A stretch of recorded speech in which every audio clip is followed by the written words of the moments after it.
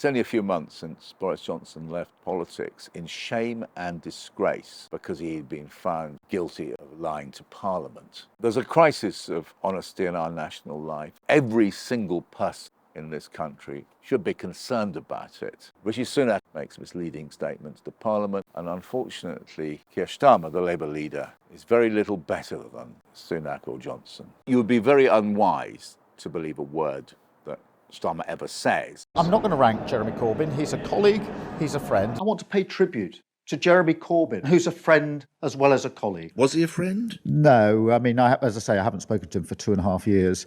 In 2020, he was a friend, Sir Keir. He has a long record of making promises which he then goes on to break. We have to make the case for the benefits of migration, the benefits of free movement. We don't want open borders.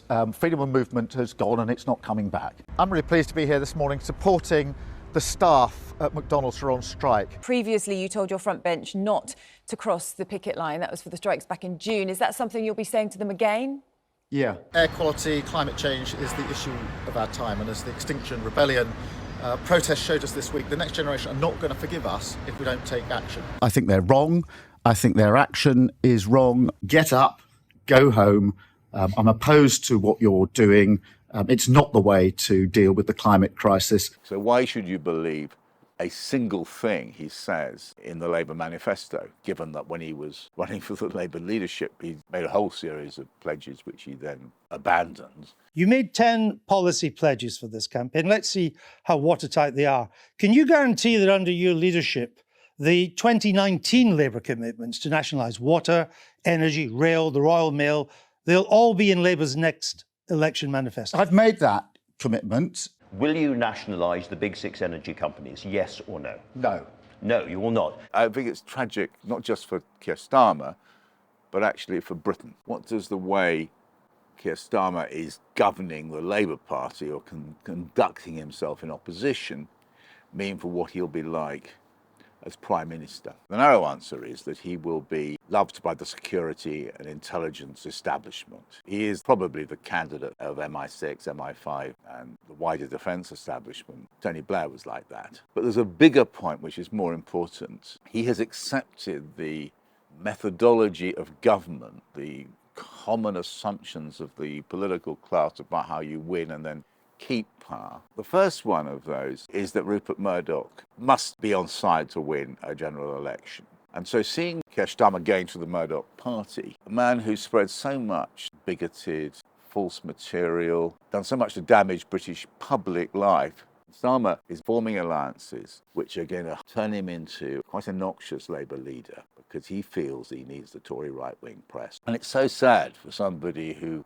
knows that we need a change in British politics. We all know that. This city has been wounded by the media. The Sun in this city, a hurt for this city.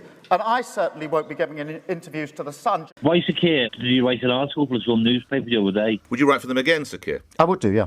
But there's a bigger point which is more important. The Labour Party was a great conversation between, it had a left and it had a right wing. These two wings coexisted and it gave a greatness, a generosity to the historic Labour Party. This is going to be a narrowly right-wing party. The left are being kicked out. And this is a feature of Western society and discourse more generally. The amplitude of debate has almost totally gone. You're only allowed to have one opinion. It's got to be the conventional opinion, and the leader will determine it in the case of Labour. And he's got a very effective, unscrupulous group of henchmen to put that in practice. It's not an appetising government. If you look back to the Harold Wilson government in the 1960s, you had the left well represented, Tony Benn, you had George Brown, the working classes, trade unionists. The always colourful George Brown, Dick Crossman and Tom Driver.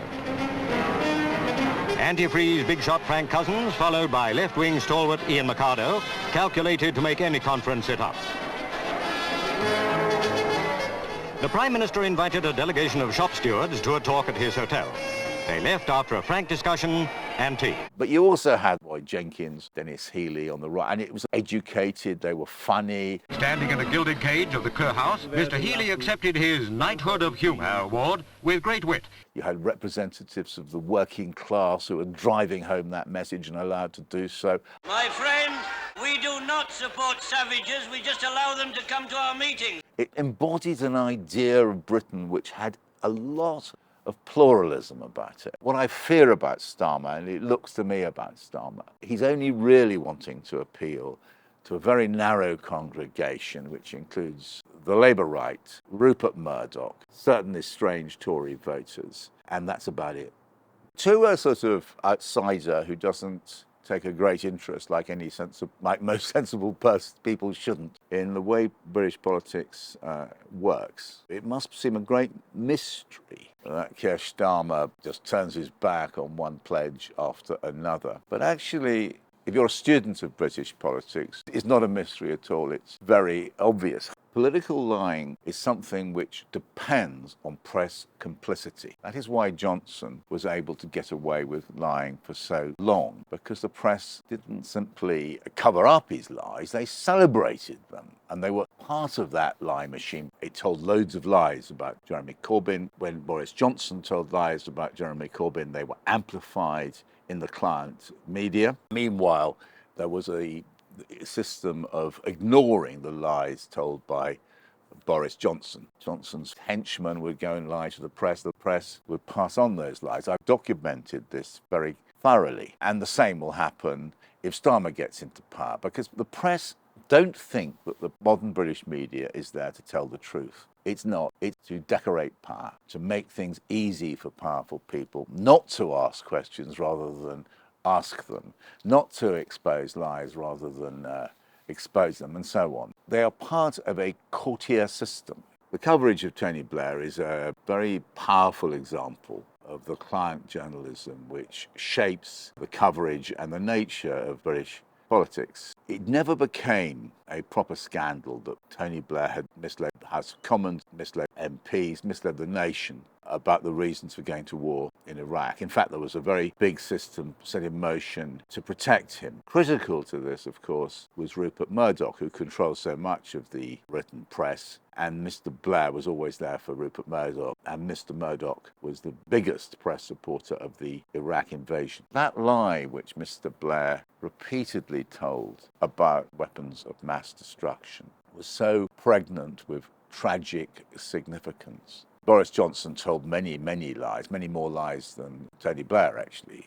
But Blair's one big lie was so terrible, with so many dark consequences across all of the Middle East. We're still living through the consequences of that lie today and facing the crisis of public trust in politicians, which that lie by Tony Blair created. That it is surprising that Mr. Blair is not actually in disgrace in the way that Boris Johnson now is, and is treated with great respect by major official broadcasters and newspapers.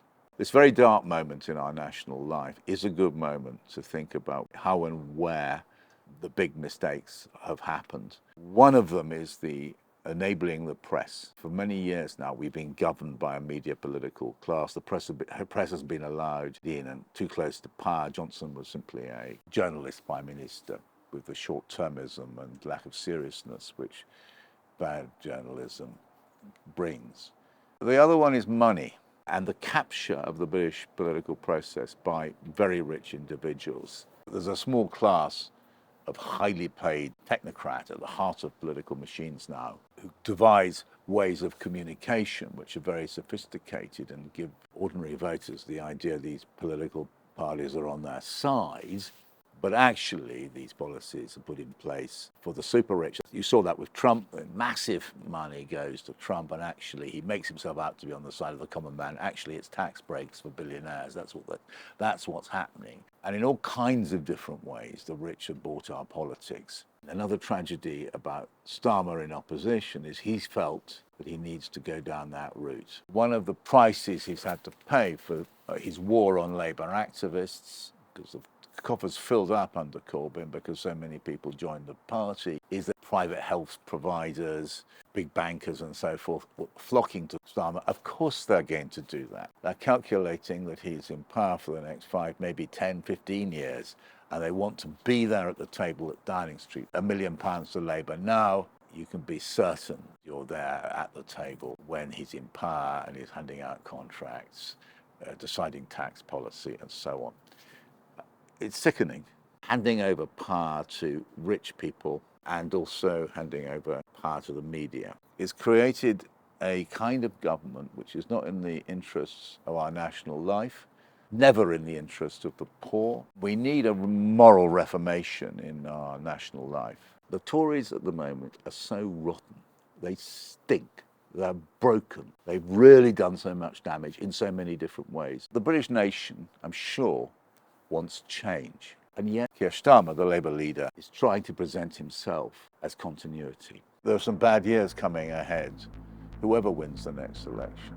And we need to try and find a way of regenerating Britain in a way which it was in the post-war period, when we could rubber along together, where we weren't always arguing and fake culture wars weren't always being invented, and we did have great institutions like the National Health Service, which flourished, and not where everything is up for sale. Why was Boris Johnson able to get away with lying, and why does Rishi Sunak get away with it now? Media complicity. They either refused to cover these lies or actually were part of a conspiracy of deceit. Double Down News has the great merit of not being part of this complicit and corrupt media system. I urge you to support them and expose the lies.